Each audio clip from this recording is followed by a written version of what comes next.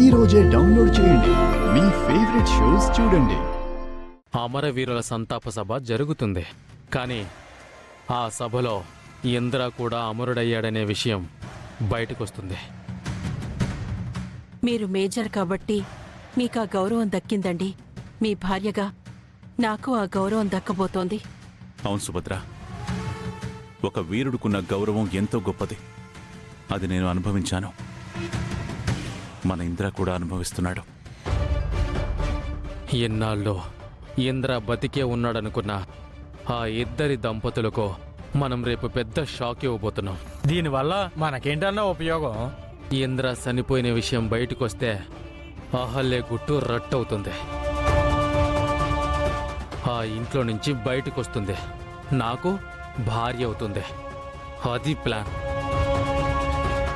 ఏంద్ర చూస్తుండవు? పదా.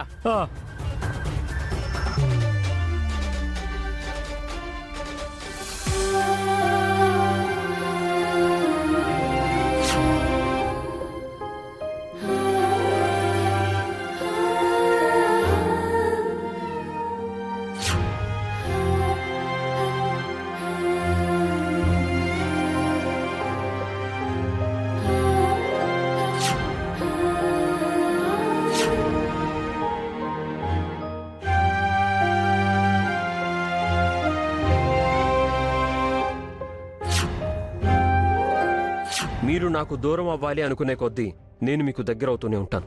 మనల్ని మన రెండు కుటుంబాలు కాదు కదా, ఆ దేవుడు కూడా విడదీయలేడు. అహల్య నేను ప్రేమించి పెళ్లి చేసుకున్న నా భార్య. ఇంకొక్కసారి ఆ ఇంట్లో నుంచి నేను బయటకొచ్చే సిచ్యువేషన్ వస్తే ప్రాణాలతో రాను, నా శవమే వస్తుంది.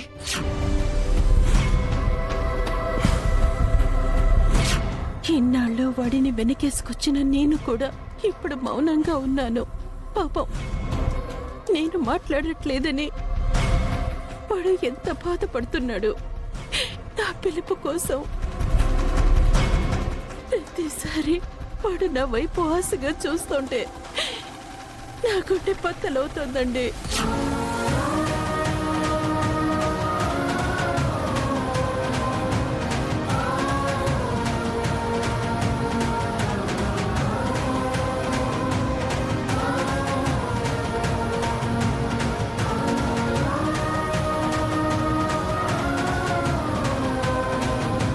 ఏవండి, ఏంటమ్మా? నా కోసం మీరొక్క సాయం చేస్తారా? అయ్యో, ఇంట్లో అందరికీ సాయం చేసే నువ్వు నా సాయం అడుగుతున్నావా? చెప్పమ్మా. నా వల్ల అవ్వగలిగిందైతే తప్పకుండా చేస్తాను. మీరు మీ అబ్బాయితో మాట్లాడాలి.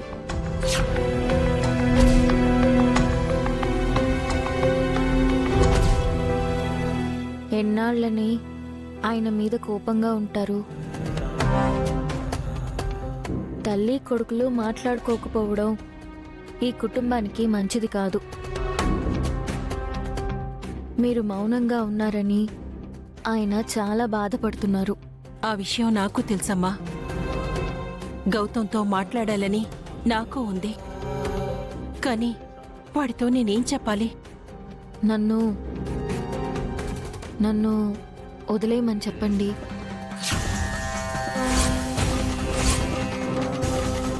నాకు విడాకులిచ్చి అదితిని పెళ్లి చేసుకోమని చెప్పండి.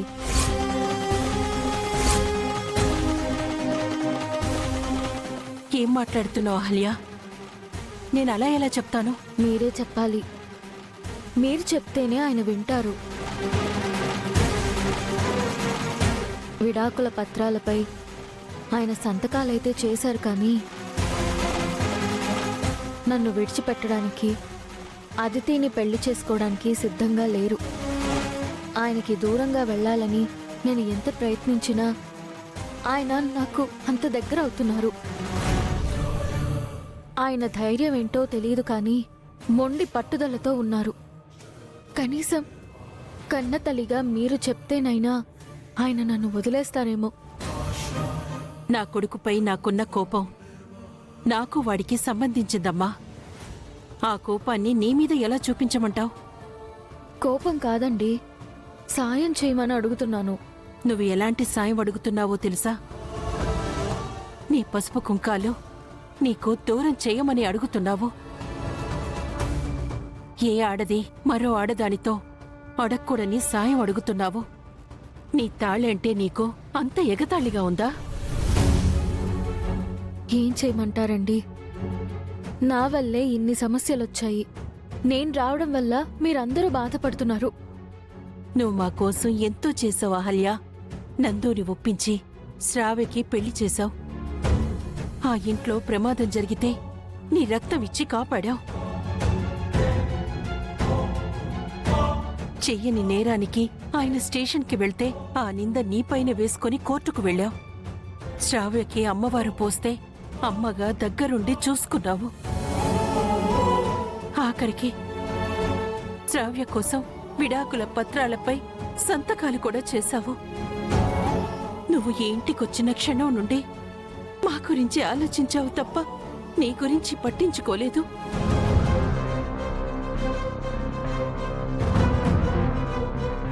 చెప్పాను కదండి, నాకంటూ ఒక జీవితం, గమ్యం అంటూ ఏమీ లేవు అని. లేవని ఎందుకనుకుంటున్నావు అహల్య? ఈ ఇల్లు, ఈ కుటుంబం నీదనుకోబట్టే కదా నువ్వు మా కోసం ఇంత కష్టపడుతున్నావు, ఇన్ని త్యాగాలు చేస్తున్నావు. ఇది నీ జీవితం కాదు. మేమేమీ కాము అనుకుంటే నువ్విన్ని చెయ్యవు కదా. అది కాదండి. చూడమ్మా, నువ్వేమనుకున్నా సరే నాకు శ్రావ్యంతో నువ్వు అంతే. ఇక ఈ సమస్యలంటావా? నువ్వు గౌతమ్ భార్యవి, నీకు పెళ్ళయింది. మీ భార్యాభర్తల మధ్య నేను జోక్యం చేసుకోను. ఏం చేయాలో మీరిద్దరూ కలిసే నిర్ణయం తీసుకోండి. ఇంకొక విషయం, మీ మధ్య నన్నే కాదు, ఏ మూడో మనిషిని రానివ్వద్దు. ఏం చేసినా మీ ఇద్దరే చెయ్యాలి.